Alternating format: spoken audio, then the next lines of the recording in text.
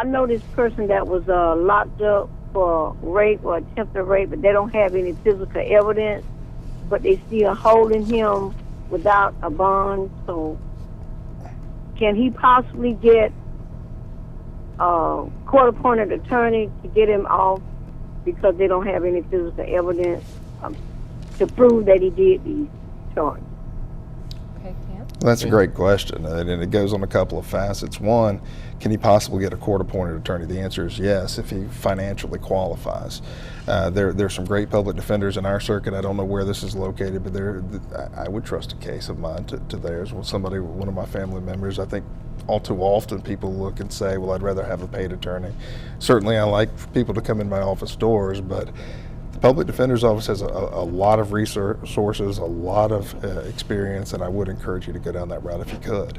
The other side is if there's no physical evidence, we have to remember there may be witness testimonial evidence as to what transpired.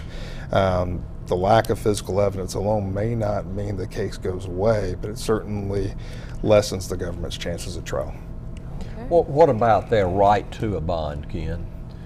It depends on the history in certain circumstances. It depends on whether or not the indictment came down within 90 days of arrest. That can bring about an entitlement to bond.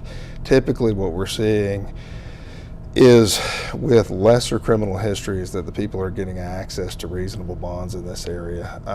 There's a whole, and this is a full show topic, but there's a whole shift as to how some legislatures and some people feel as though the bonding agency as a whole should go, and getting rid of the cash bond system as a whole. I don't know that that's the solution personally, but it's kind of it's a myriad of things you have to consider. Well, we'll let you cover that next time you Sounds come back. great. That's right. Yeah. Like you said, a whole show dedicated to it.